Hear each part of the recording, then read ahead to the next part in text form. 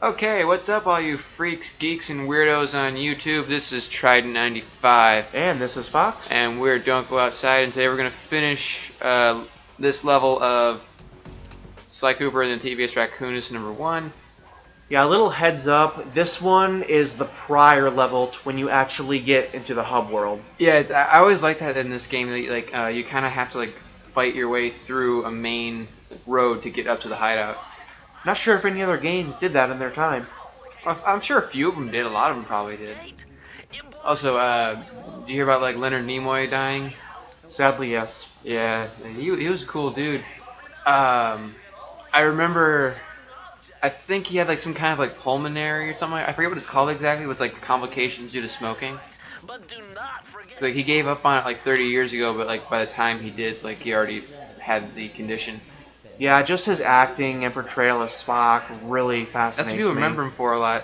I remember You got it. I remember on Nickelodeon he did a TV show about a bunch of new gadgets and stuff, because it was around the time VCR was becoming a thing and CDs were becoming a thing. And they were $400 VCRs. And then he did a behind the scenes movie show where he did Did he? yeah. I remember he covered Return of the Jedi in one of his shows, and he got an interview with George Lucas. Oh man, I forget what it was called. that's a treat. Meeting George Lucas. We'll have to find it. Basically Nimoy, he was a pretty cool dude. I remember at first he tried to distance himself from Spock, and then he realized how iconic the character was and how much Spock impacted his life, and he decided I'm just gonna embrace this Spock legacy. He wrote an autobiography called I Am Not Spock, and then a few years later he wrote another one called I Am Spock. Oh, I like that. Yeah, I don't really know of any characters he played other than Spock. I can't name a single one. He played Sentinel Prime in Transformers Dark of the Moon. Well, I'm not talking about voice acting. Well, I'm talking. Well, I mean, it actual counts. characters. Well, it counts. If you say so. He played a character. He played a character with his voice. I believe he also played Galvatron in the original '86 G1 movie, which basically served to sell toys. Yep. I also remember the story I told you of how he came up with the sign and live long and prosper. Oh, he came up with that? Well, yeah. To be very technical, he did. He adapted it, I should probably say.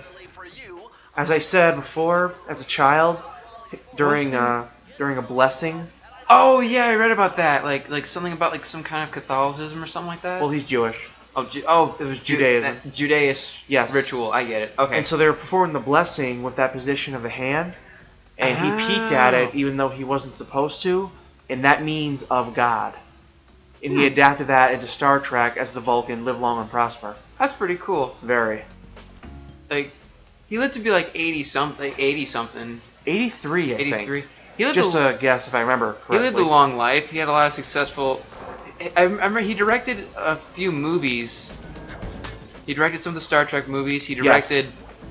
He directed something that wasn't Star Trek related. It won an Oscar, I think. I forget what it was called. That's an achievement. If you know in the subscriptions or comment section, please tell us. In fact, I'm gonna look that up in a bit. It's kind of like a video I watched this morning. Something. Nintendo was discontinuing support for Wii U. So I'm What? like, wait, what? That's stupid. Well, So anyways. I read it, and the guy who made the whole video didn't realize that Nintendo was discontinuing Wii support, not Wii U. They disconnected regular Nintendo DS as well. But back to Yep. Leonard Nimoy real quick. He lived a really long life. He did all the stuff I think he wanted to do. He had a lot of people that really cared about him.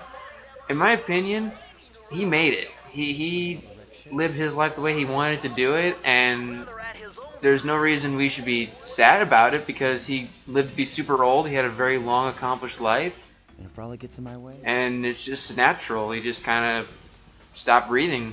It's a very good view. So let's celebrate his life and not mourn his absence. Yeah, I like that a lot. This guy's not going to be living long and prospering, though. Not at all. I almost died there for a second.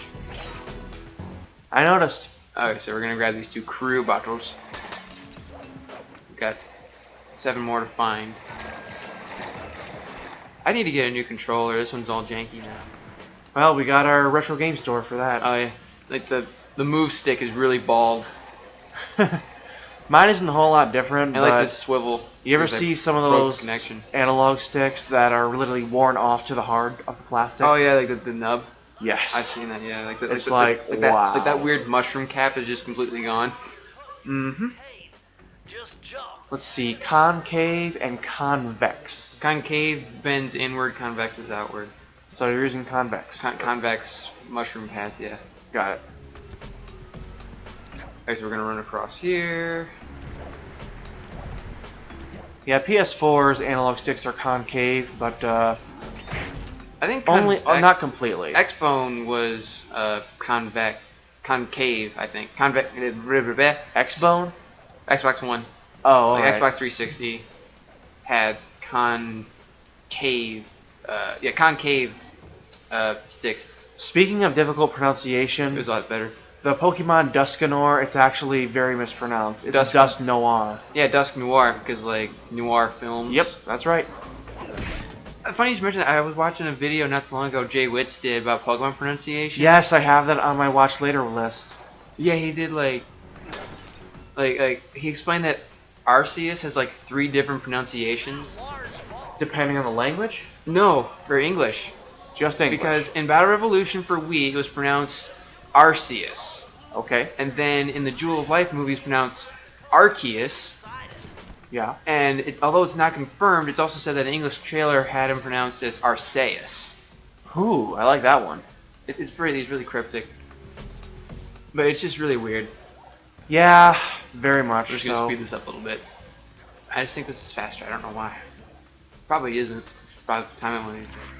Just by looking at it, I'm guessing it's not. Ah. But if it is, it's Camera. not by much. The only gripe I have about this game is sometimes the camera gets stuck behind stuff. Like this. Oh, so many old like games that. do that. See, it kind of jumped. Yep. See, like, if I can go down. See, it kind of jumped. Oh well. I don't need to climb this. Drop. I'm just thankful you can move the camera. Yeah. Yeah, Other pre-PS2 than that, no era, real- a lot of games couldn't do that. Yeah, like... other than that little camera thing, no real gripes with this game. It's pretty well built. Yep. Though there's one game game series I should say, with really annoying fixed camera angles. The Resident Evil series. Oh yeah. Code Veronica is the worst though. I heard the first had like really horrible voice acting. It did, but that's not the reason people played it. Yeah. They played it for the terror. And Oh yeah, back then like the it rest of the game was really good, but like the voice acting was just like wooden. Like, yeah, very like, much. whoa, where did you come from? There are monsters out there. Be careful. Oh, you're dead. Resident Evil is one of the few games to be remade twice. Oh really? It was remade for GameCube, and it's recently been remade again, only in the past few months, for PS4. Well, I classify that as a port. It's not a port, man. It's a remake. Oh. It's literally a remake because Oh. the graphics are so incredibly I'm different. thinking of like Okami because Okami was PS2. Yeah, so Okami is a port. And it went to Wii. I would. You know what they should do? They should remake Okami for the Wii U because of the gamepad. Oh. That would be awesome. Or at least do a sequel to it. I want straight up Okami Wii U. I want straight up more Okami. Me too. We only have 2 I'm games. thinking about getting Okami done. I think you'd like it. I haven't yeah. played it, but I've So heard anyways, it's good. we're gonna crash this thing and get the key. Over dramatic key grabbing sequence. Always looking like it's on fire. Particle effect. Yep. Okay, so that does it for this episode on Don't Go Outside. We're going to leave things off here. Well, and we'll pick up in the next video. see you next time unless the apocalypse happens. Bye. The 4 horsemen of the apocalypse shall strike down upon thee with great vengeance and furious anger. If you believe that sort of thing, that is. Anyways, embrace insanity and move on. Thanks for watching.